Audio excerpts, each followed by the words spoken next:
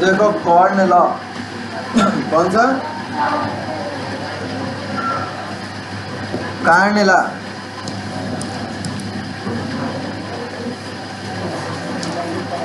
इसको यार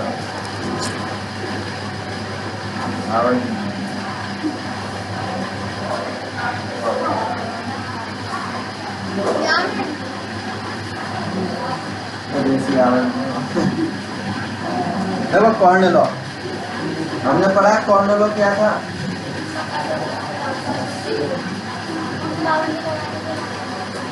corn law जो कि पेपर में आता रहता है ये प्रश्न। कॉर्न लॉ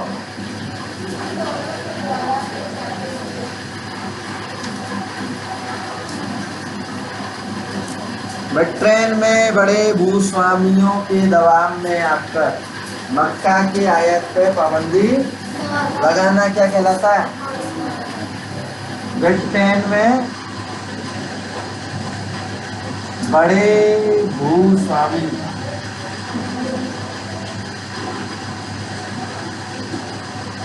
दबाव में आकर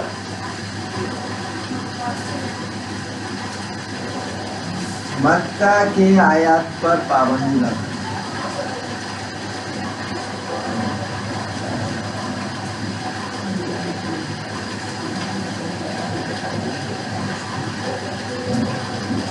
इसके आयत पर मक्का के आयत ये था क्या? Corn law. फिर हमने क्या पढ़ा? केनाल नहर, केनाल कॉलोनी।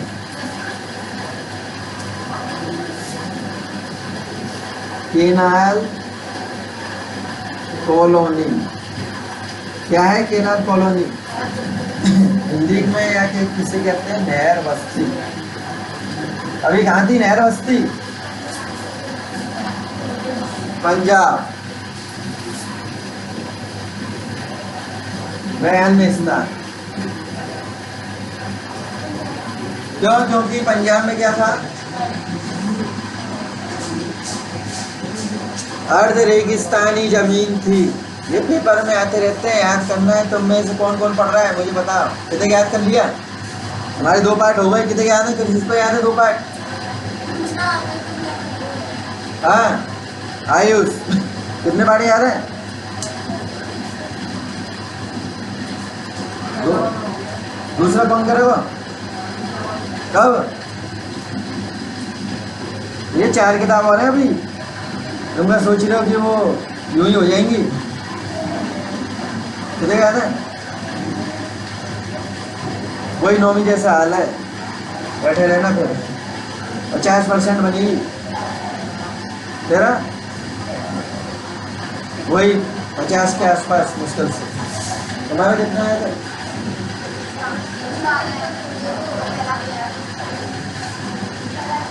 हाँ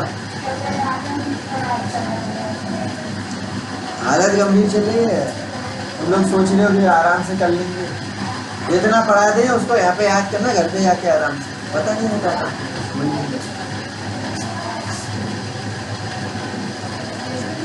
ये परेशानी ये थी कि ये कैसा इलाका था?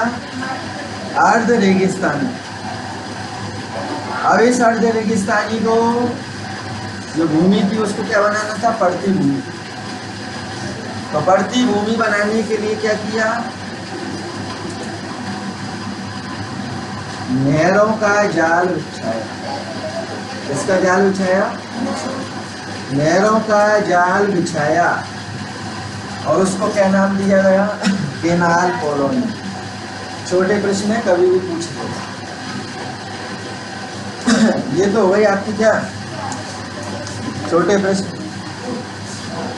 छोटा प्रश्न और है कि 1820 से 1914 के बीच विश्व व्यापार में, कब से लेकर 1820 से लेकर 1914 के बीच विश्व व्यापार में क्या हो गया? 25 से 40% क्या हो गई? वृद्धि हुई।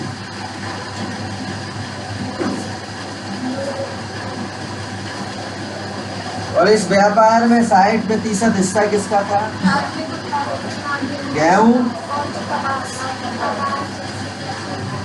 और कपास। बस ऐसे याद करना है। ये तो जोड़ना आपको आना चाहिए, कैसे जोड़ना कैसे नहीं जोड़ना। अब है तकनीक की भूमिका। इसकी भूमिका, तकनीक की भूमिका। देखिए इस घटनाक्रम में तकनीक की क्या भूमिका थी वो हम देखिए। रेलवे, भाप के जहाज, टेलीग्राफ, ये सब तकनीकें कुछ महत्वपूर्ण बदलाव लेकर, उनके बिना हम 19वीं सदी की कल्पना नहीं कर सकते। तकनीक की प्रकृति अक्सर चौतरफा सामाजिक, आर्थिक, राजनीतिक कारकों का परिणाम। उदाहरण के लिए औपनिवेशीकरण के कारण यातायात और परिवहन साधनों में भारी सुधार हुआ। तेज चलने वाली गाड़ियां बन गई, बोगियों का भार कम हो गया, जलपोतों का आकार बढ़ गया, जिससे किसी भी उत्पादों को खेतों से दूर दूर के बजाय कम लागत पर ज्यादा आसानी से पहुंचा जाता है।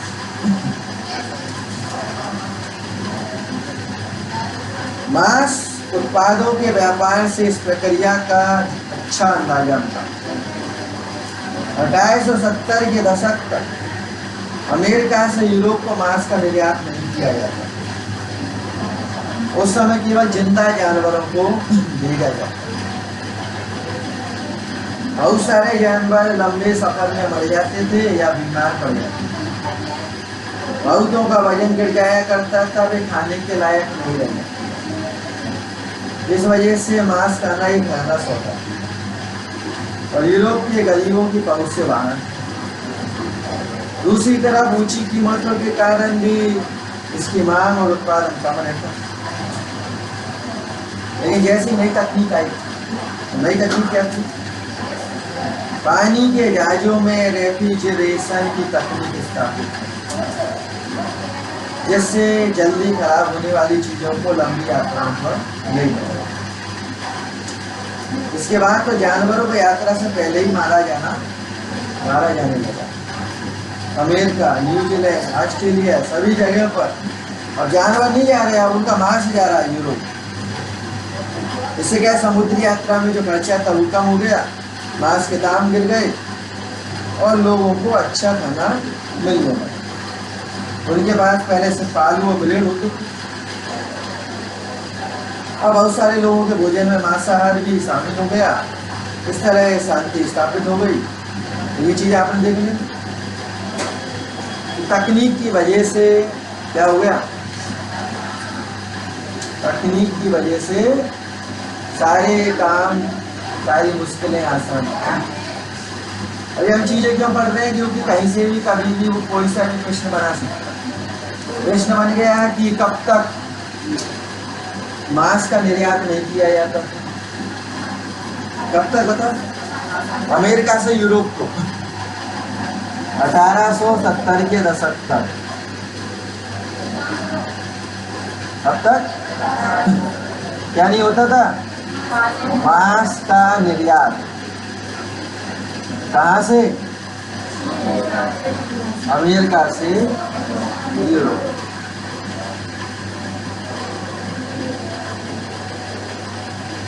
नहीं होता। लेकिन ऐसी तकनीक आई,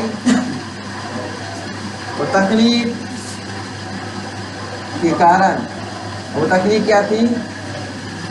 रेफ्रिजरेशन। इस तकनीक के द्वारा पहले जानवर भेजे जाते थे। कैसे जानवर? असली जानवर। जिंदा जानवर भेजे जाते थे तो टाइम ज़्यादा लगता था, कुछ बीमार पड़ गए, कुछ मर गए, खाने के लायक रहते नहीं थे। इस वजह से क्या होता था? मांग ज़्यादा थी, लेकिन जानवर कम पहुँच रहे तो दाम बढ़ेंगे। दाम बढ़ेंगे तो क्या होगा? जो अमीर लोग हैं उनके पास पहुँचेगा, अमीर लोग गरीब लोगों के पास नहीं पहुँचेगा। इस कारण क्या है, जब रेफ्रिजरेशन वाली तकनीक आ गई तो जिंदा जानवर नहीं बेच रहे हैं और मांस को मतलब जानवरों को पहले ही काटा जा रहा है, अब उनका मांस पानी के जहाजों के द्वारा ले जाएंगे। पानी के जहाजों के द्वारा क्या हो रहा है, फिर तो आसानी से पहुँच रहा है। काम गिर गए, सभी लोगों को पहुँच के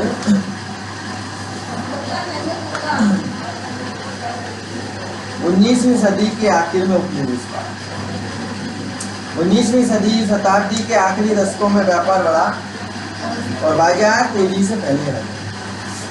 यह केवल फैलते व्यापार और संपन्नता का ही दौर नहीं था, हमें इस प्रक्रिया के स्याय पक्ष को भी नजरअंदाज नहीं करना चाहिए। व्यापार में इजाफे और विश्व अर्थव्यवस्था के साथ निकटता का एक परिणाम यह हुआ कि दुनिया के बहुत सारे भागों में स्वतंत्रता और आजीविका के साधन छिनने लगे। 19वीं सदी के आखिरी दशकों में यूरोपीय विजयों से बहुत सारे कष्टदायक आर्थिक, सामाजिक, पारिस्थितिक परिवर्तन औपनिवेश समाजों को विश्व अर्थव्यवस्था में समाहित कर दिया गया। अफ्रीका के मानचित्र को देख लो, आप पाएंगे कि कुछ देशों की सीमाएं तो बिल्कुल सीधी लकीर देती है, मानो उन्हें पट्टा रखकर खींच दिया गया। दुर्भाग्य बस यही हुआ। अफ्रीका पर कब्जे की कोशिश में लगी प्रतिद्वंदी यूरोपीय ताकतों ने अपने अपने इलाके बांटने के लिए इसी तरीके का इस्तेमाल करा। मतलब जिसने जिस इलाके को जीत लिया, सामने वाले से कह दिया भैया ये इलाका मेरा है, इस तरीके से रखते हैं जिससे तुम्हें परेशानी नहीं होना है। तो सीधी सीधी लाइन है, टेढ़ी मेढ़ी दिख रही है। 1885 में यूरोप के ताकतवर देशों की बर्लिन में बैठक, जिसमें अफ्रीका के नक्शे पर इसी तरह लकीरें खींचकर आपस में बांट लिया है। 19वीं सदी के आखिर में ब्रिटेन और फ्रांस ने अपनी शासन वाली विदेशी क्षेत्रफल में भारी वृद्धि कर ली। बेल्जियम और जर्मनी ने औपनिवेशिक ताकतों के रूप में सामने पहले स्पेन के कब्जे में रह चुके कुछ उपनिवेशों पर कब्जा करके 1890 के दशक के आखिरी वर्षों में संयुक्त राज्य अमेरिका भी औपनिवेशिक ताकत, क्योंकि पहले अमेरिका खुद एक वो था, इसका गुलाम उपनिवेश ब्रिटेन का। लेकिन महत्व क्या है, सब एकजुट होकर उन्होंने अपने आप को गुलामी से दूर कर लिया, अपने आप को आजाद कर लिया। और धीरे धीरे वो 1890 तक खुद एक बड़ी शक्ति बन गया और एक खुद अपने उपनिवेश रखना स्टार्ट, जिसमें अमेरिका। इधर कोई पत्रकार, कोई एंडी मॉर्टल स्टैनली कुछ भी कर रहा हो, हमें कोई लेना देना नहीं है। तो बात यही होती है कि अभी जो आप पढ़ रहे हो ये, अभी आपके बाद में कोई काम नहीं, अरे बस समझ में, अब ये कोई काम आएगा आपको किसी भी कंपटीशन में, आपका इसका कोई रोल नहीं है। अभी तो जो कि आपने कुछ पढ़ा है, कोई रोल नहीं है। पौर्ण लॉ का क्या मतलब है, केनार बस्ती का आपका कोई लेना देना नहीं है। इस कारण क्या है कि ये जो आप देख रहे हो ये कोई मतलब के नहीं है, सिर्फ किस काम की है कि 10वीं क्लास। उसके बाद में कभी कंपटीशन दोगे तो एक किताब में से एक भी प्रश्न आपको नहीं दिखेगा। प्रश्न कौन से देखेंगे, जो कोई महत्वपूर्ण चीजें हुई, और वो महत्वपूर्ण चीजें तो याद नहीं। ऐसे यदि महत्वपूर्ण चीजें कौन सी है, वर्ल्ड लेवल पर देखें, फ्रांस की क्रांति, अमेरिका की क्रांति, रूस की क्रांति, ब्रिटेन की क्रांति, पुनर्जागरण, धर्म सुधार आंदोलन, चीन की क्रांति, ये जितनी भी हैं ये है आपके वर्ल्ड हिस्ट्री के टॉपिक। लेकिन हम जो पढ़ रहे हो यहाँ क्या, इसी कारण क्या है, ये आपके कोई काम का नहीं।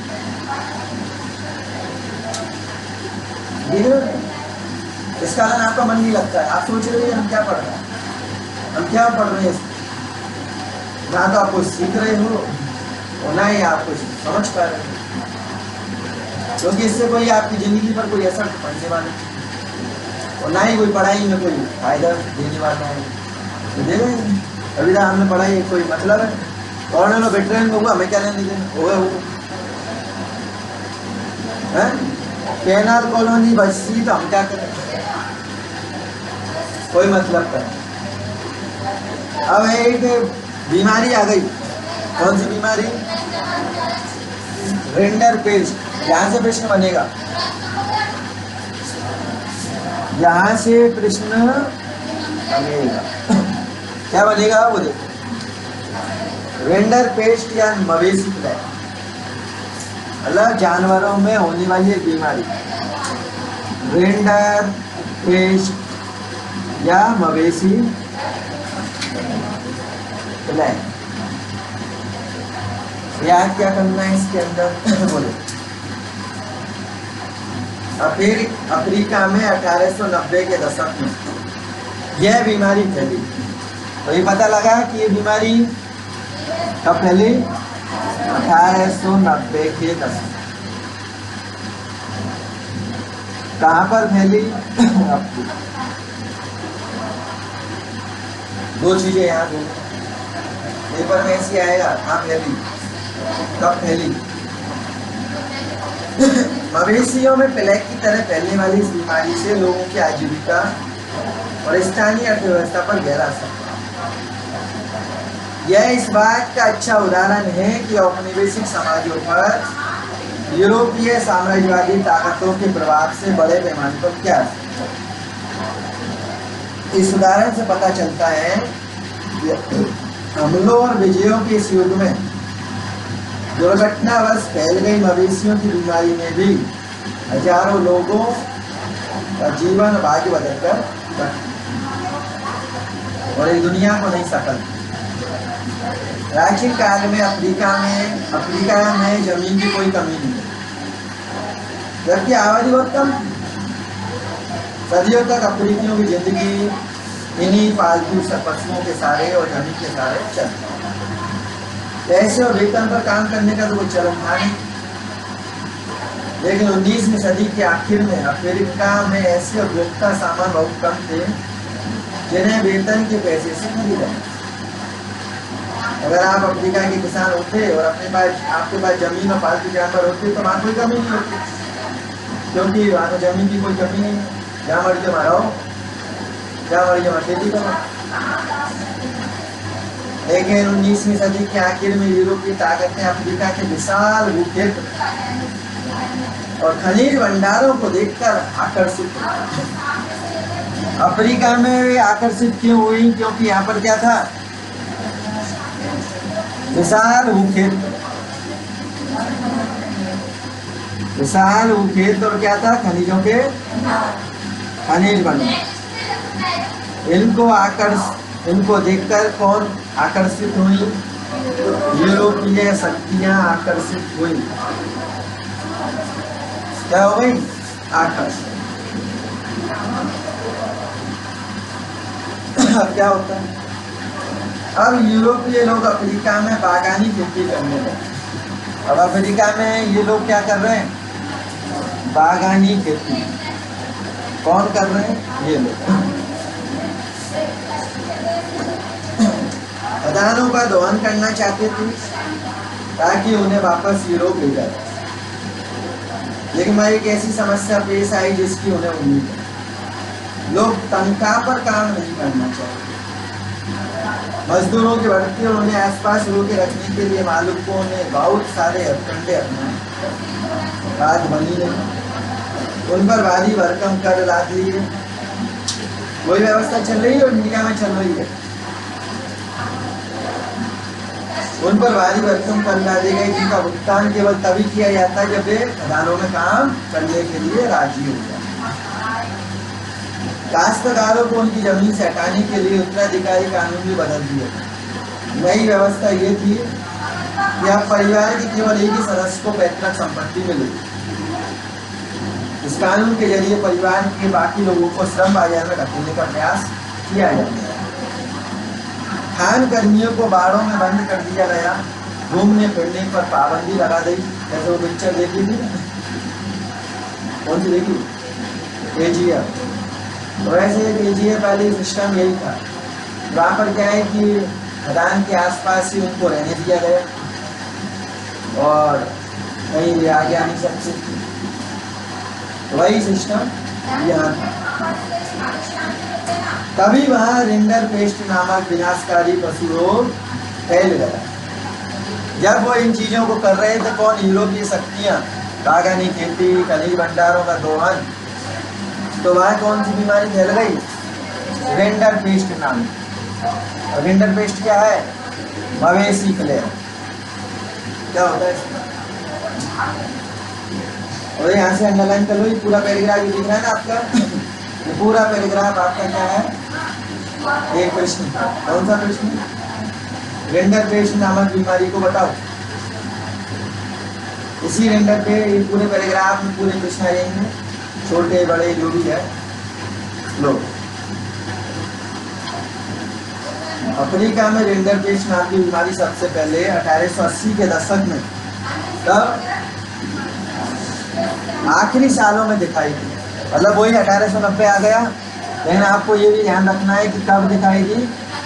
1880 के आखिरी दशक में, क्योंकि पेपर में वो कोई भी पूछ लेगा।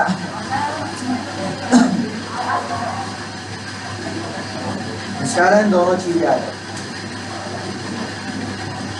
उस समय पूर्वी अफ्रीका में एरिट्रिया पर हमला कर रहे इतालवी सैनिकों का पेट भरने के लिए एशियाई देशों से जानवर लाए गए।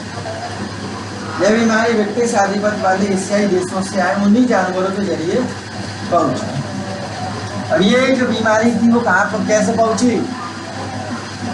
एशियाई देशों से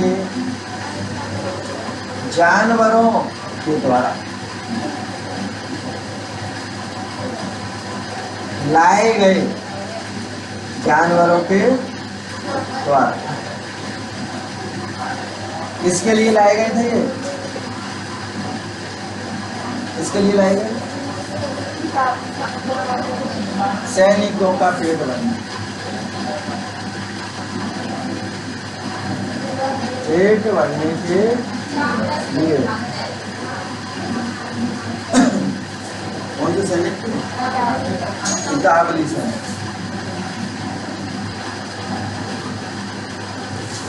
इतालवी सैनिकों का पेट भरने के लिए आए।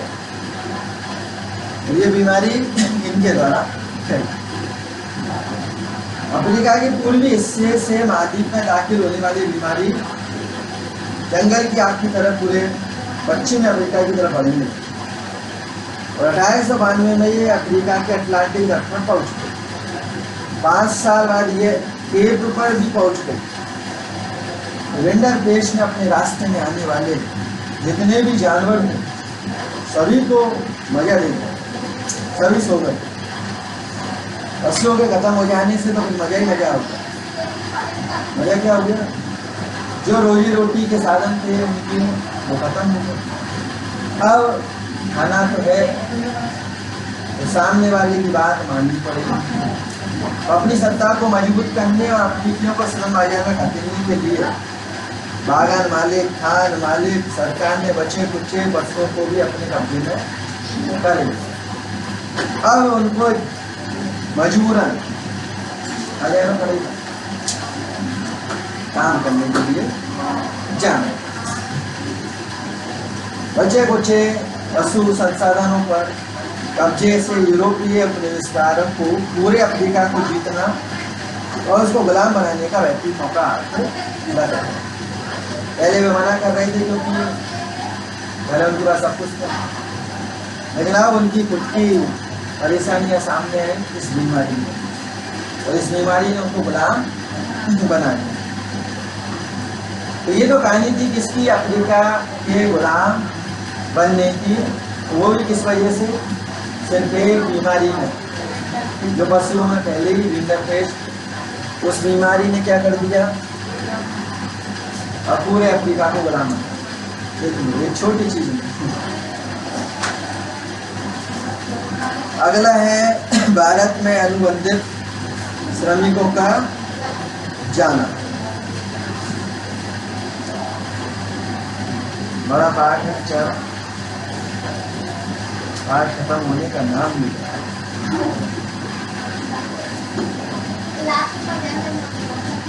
कम से कम उसमें 3 6 8 पेज और। देखिए ग्रामेटिया मजदूर को पढ़ लेते हैं थोड़ा सा। भारत में अनुबंधित श्रमिकों का आना। ये गिरमिटिया मजदूर आपने पढ़े तो है, लिख लिया होगा वहां पर। भारत में गिरमिटिया मजदूरों को क्या है, गिरमिटिया का मतलब क्या, अनुबंधित, उनको ले जाया जाता।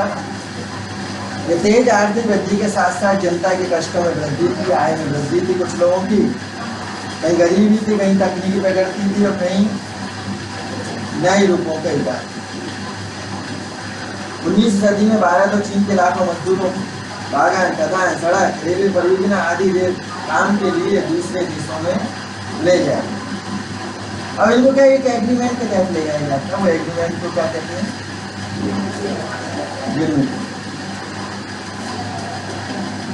काम करने वाले व्यक्ति को मजदूर, गिरमिटिया मजदूर कहलाते। इन अनुबंधों में शर्त यह थी कि यदि मजदूर अपने मालिक के बागानों में 5 साल काम करके कर लेंगे तो स्वदेश लौटे।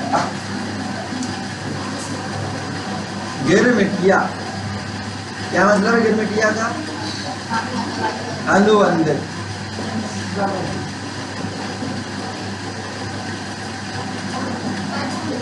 भारत और चीन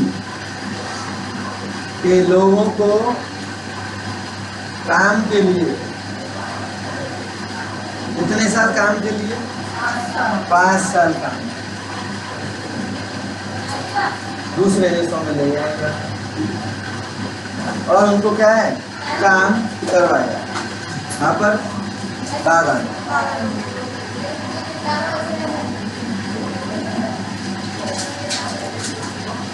देखो आगे, ये जो व्यक्ति होते थे उत्तर प्रदेश, बिहार, मध्य भारत और तमिलनाडु के सूखे इलाकों से जाते। 19वीं सदी के मध्य में भारी बदलाव आए, कुटीर उद्योग खत्म हो रहे, जमीन का भाड़ा बढ़ गया, खान और बागानों के लिए जमीन साफ होने लगी, गरीबों का जीवन खराब हो गया। बटाई पर जमीन तो ले लेते लेकिन भाड़ा नहीं चुका रहे तो कर्जा बढ़ेगा तो छोड़ना पड़ेगा। अंडरलाइन कर लो आप पूरा, और जो पैराग्राफ आ रहा है इसको अंडरलाइन करो, ये प्रश्न है आपका। भारतीय अनुबंध श्रमिकों को मुख्य रूप से कैरिबियाई द्वीप समूह, त्रिनाद, गुआना, सुरीनाम, मॉरिशस, फिजी ले जाया जाता। तमिल आप्रवासी सीलोन और मलाया जाकर काम करते हैं। बहुत सारे अनुबंधित श्रमिकों को असम के चाय बागानों में काम के लिए ले जाते हैं। तो प्रश्न क्या बना कि इनको कहाँ पर ले जाते हैं। मजदूरों की भर्ती का काम मालिकों के एजेंट के जरिए किया जाता है, एजेंटों को कमीशन मिलता है। बहुत सारे प्रवासी अपने काम में होने वाले उत्पीड़न और गरीबी से बचने के लिए ऐसे कामों को करने के लिए राजी होते हैं। और एजेंट भी क्या है, उनको झूठी जानकारियां दे, कहाँ जाना है, यात्रा के साधन क्या होंगे, क्या काम करना होगा, इसकी सही जानकारी नहीं देते। फिल्मों में देखा होगा आपने बहुत सारी, सही जानकारी नहीं देते। एक पिक्चर देखी कौन सी आई, सलमा बाकी आई, शाहरुख खान की पिक्चर थी डंकी, देखी वही डंकी, बहुत अच्छी पिक्चर डंकी। फिल्म में क्या था, फिल्म में से पंजाब के 4 व्यक्ति दोस्त ब्रिटेन, अमेरिका वगैरह ऐसी जगहों पर काम करने के लिए जाते हैं, समझिए। अब सीधे सीधे जाएंगे तो उनको वीजा पासपोर्ट की जरूरत पड़ेगी, और वीजा पासपोर्ट के लिए तो पैसा देना पड़े, सब कुछ देना पड़ता है। वीजा पासपोर्ट बनता नहीं है तो वो क्या है, डंकी के माध्यम से वहाँ पहुँचते। डंकी क्या होता है, एक गलत रास्ता जिसमें बिना वीजा पासपोर्ट के द्वारा छुप से छुपाते हैं दूसरे देशों में पहुंचा जाए, तो वो भी क्या ऐसी दूसरे रास्तों में पहुंचे। और वहाँ लोग कह रहे हैं कि बड़े बड़े देशों में जाओगे तो वहाँ आपको अच्छे पैसा मिलेंगे, अच्छा काम करना पड़ेगा, आप अच्छे रहोगे। लेकिन जब आया का पता लगता है कि वो जो उसका दोस्त पहले आया था उसको वीजा मिल गया, वो वहाँ क्या काम कर रहा है, वो वहाँ भिखारी का काम कर रहा है, भीख मांग रहा है। झाड़ू पोछे वगैरह दूसरों के घरों, और एक बेकार से घर में रह रहा है, वो ऐसा घर है कि जहाँ किसी को नहीं पता, समझ रहे? वहाँ पर बिल्कुल भी नहीं पता है और छुपके छुपाते रहना पड़ रहा है वहाँ पर। क्यों? अवल बाकी पुलिस को पता लग जाए कि भैया ये तो हमारे देश का नागरिक नहीं, तो उसको पकड़ कर जेल में डाल दिया। अब वो पिक्चर जिसने देखी हो वो समझ जाएगा कि वही चीज यहाँ पर जैसे वहाँ के लोग सही जानकारी नहीं दे रहे, एजेंट सही जानकारी नहीं दे रहे, ऐसे ही यहाँ पर भी सही जानकारी नहीं दे रहे।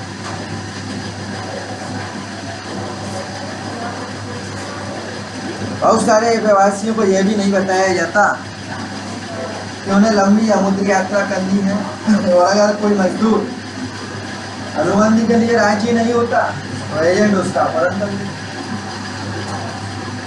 तो 19वीं सदी की इस अनुबंध व्यवस्था को बहुत सारे लोगों ने नई दास प्रथा का नाम दिया। वागनों में कार्य स्तर पर पहुंचने के बाद मजदूरों को पता चलता है कि जैसी उम्मीद कर रहे हैं वैसा तो कुछ नहीं, ज़्यादा पैसा मिलेगा, ये मिलेगा, वो मिलेगा, लेकिन वहाँ कुछ नहीं। जिंदगी कठोर थी, मजदूरों के पास कानूनी अधिकार नहीं थे, लेकिन फिर भी मजदूरों ने जिंदगी बसर करने की अपनी तरकीब ढूंढ ली। और हम क्यों पढ़ रहे हैं इसको, रीजन बताओ। हम इस पाठ को, इस टॉपिक को क्यों पढ़ रहे हैं? क्या काम आ रहा है हमारे? ये काम इस कारण आ रहा है कि हमारे इंडिया से बहुत सारे लोग अन्य देशों में उपनिवेशी शासन के दौरान उन देशों में रहने लगते हैं। तो हमारे यहाँ की जो संस्कृति थी, हमारे देश के जो रहने वाले लोगों के जो नाम थे, और वहाँ पर भी आपको हमारे देश के रहने वाले लोगों के नाम मिलेंगे। तो हमारे देश के लोग वेस्ट इंडीज में, तो आपने देखा कि हमारे देश जैसे लोगों के नाम जैसे हैं लोगों के नाम, वैसे ही वेस्ट इंडीज के लोगों के नाम है। तो आप सोचते हो, ऐसे अपने देखो क्रिकेट मैच देखते हैं तो कभी चंद्रपॉल मिल गया, नारायण मिल गया है, तो ये मिल कैसे रहे? ये इस कारण मिल रहे हैं क्योंकि ये उस टाइम अनुबंध करके हमारे यहाँ से वहाँ काम करने गए, अब वो वापस वहाँ से नहीं गए, वहीं रहने लगे, लेकिन अपनी संस्कृति को उन्होंने वहाँ बचा कर रखा। और बचा कर रखने के बाद इंडिया में नाम मिलते हैं वैसे नाम वहाँ रहने मिलने लगे। इसी कारण वेस्ट इंडीज के, श्रीलंका के और अन्य देशों के जो नाम है वो हिंदू मतलब भारतीय जो नाम होते हैं ना, वो नाम मिलेंगे आप कौन से? भारत देश के जैसे लोगों के नाम। तो आप समझ रहे होंगे कि पाठ हम इस कारण पढ़ रहे हैं कि वहाँ जो लोग रह रहे हैं वो उस टाइम गए, और आप समझ जाओ। चलो देखो,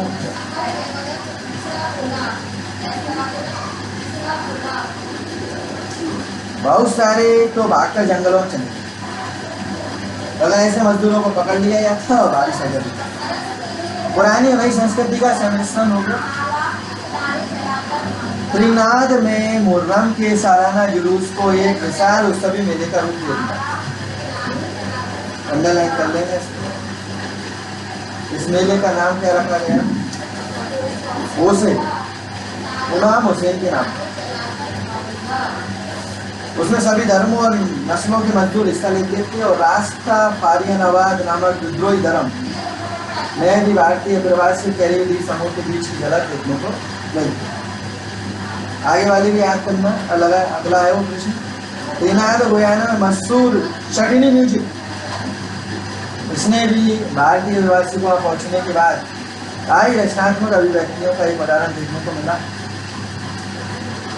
इन सांस्कृतिक समागम के कारण एक नई दुनिया का उदय हुआ।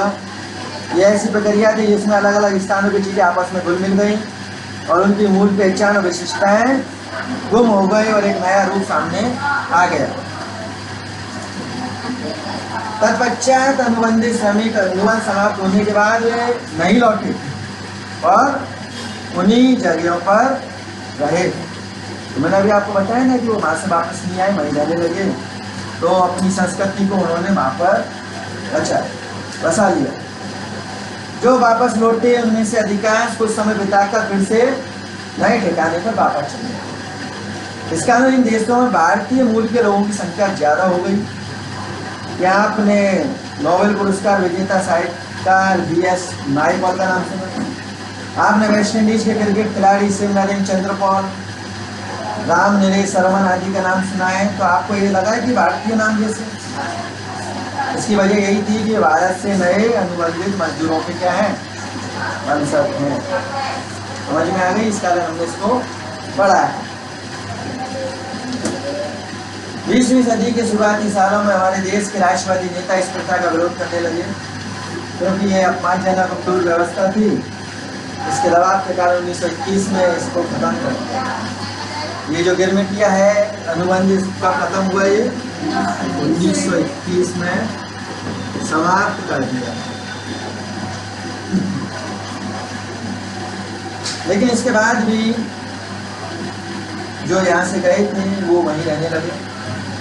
वहाँ के लोगों ने कुली मानते हैं, कुली जैसा बर्ताव करते हैं और वे वहाँ रहने लगे। और अच्छी बात है, वहाँ रहे। इस तरीके से कल पढ़ेंगे आने वाले टॉपिक को। यहाँ से जो प्रश्न बने हैं वो कॉपी में लिख लेना।